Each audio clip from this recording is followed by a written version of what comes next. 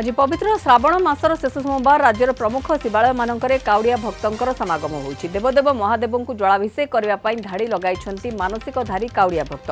विभिन्न जलाशय पानी उठाई लंबा बाट चली चली एमाने पहुंचुछंती। एकाम्र क्षेत्र भुवनेश्वर श्रीलिंगराज और पुरीर श्री लोकनाथ पीठरे रातिरु धाड़ी लगाई भक्त। मंदिर नीतिकांति पर जल लगी चली। पुरीर प्रसिद्ध प्रभु लोकनाथ पीठरे जल लगी हजार हजार काउड़िया भक्तंकर भिड़ जमी। ए संपर्क में अधिक सूचना देउछंती सीनियर रिपोर्टर चंद्रशेखर पात्र।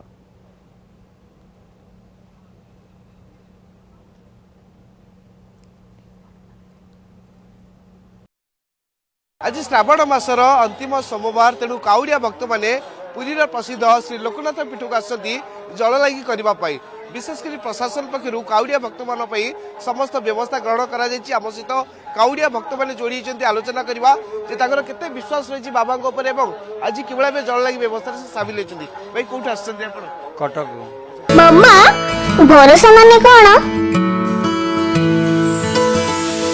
पात्र इलेक्ट्रॉनिक्स संपर्क एक भरोसार कटक रु पुरी आसती रास्ता भी अनेक देवालय रही मंदिर रही कि आप लोकनाथ पकई आस मानसिक थिला आज्ञा बाबा आम सब बेले शुणुंट तो मत 6 वर्ष है मुझे रेगुलर आसूची आसिले मन को गोटे शांति लगे आज्ञा से आम सब वर्ष आम चाहूँ सब वर्ष बाबा आमको इमिति डाकतु आज्ञा।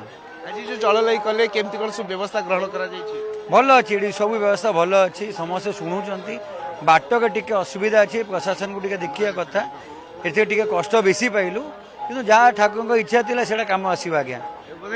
बाबा बोधे परीक्षा नौले लगुच हाँ से लगुच कि आम भूल थी कि बाबा इच्छा थी सेड़ा ही अच्छी से बाबा अच्छा जहाँ चाहिए भल आज्ञा। निश्चित भाव आउ जड़े काउड़िया भक्त अच्छा भाई जो श्रावण मास आसे केमती अपेक्षा रही है कारण पूरा नियम निष्ठार सहित रहा पड़ता है। आम पूरा मसे सारा वेट करूँ कि आम के पानी नहीं कि आसबू लोकनाथ बाबा पाखे से इच्छा धरिकी आम कटक रु पानी धरिकी आसीगलु बहुत शांति लगे। आज भिड़ भी टिके भल थिला आ काम भल गला सब जिन कष्ट लगे जो खाली पादरे चली चली आसती कटक रु पुरी जदि कह एत बाट आसला बेलू तो कष्ट अनुभव कष्ट तो लगुच लेकिन सब कष्ट ये पशिले ही सब कमी जाऊँगी घटी जाऊँगी किसी कष्ट रोनी।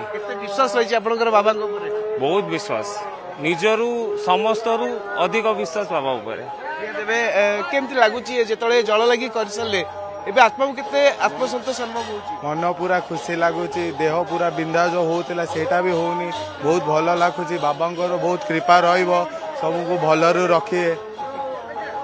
ये देबे आ जड़े काउड़िया भक्त अछन आज्ञा केमती लागुची आज दिनटी आपनको निया देबे आपण देखछन्ती पूरा लोकनाथ मंदिर अंचल चलचंचल होई पड़ची जेतु श्रावण मास आज शेष सोमवार तेणु काउड़िया भक्त माने जल लगी करबा पई लोकनाथ मंदिर को आछन्ती जहाँ सूचना मिली जे वर्तमान सुधा पाखापाखि 10,000 काउड़िया भक्त जल लगी कर सारे चलित मास जेहेतु आम कहीपर शेष पाली यहाँ से कम भक्त समागम होते जी संख्यार भक्त श्रद्धा अच्छा समस्त व्यवस्था ग्रहण कर जो काउड़िया भक्त मैंने आसने सुरुखुर श्रृंखलित भाव प्रभु लोकनाथ मस्तक जल लगी कर श्रीमंदिर जाई महाप्रभु दर्शन सहित महाप्रसाद सेवन कर निज घर को प्रत्यावर्तन कर।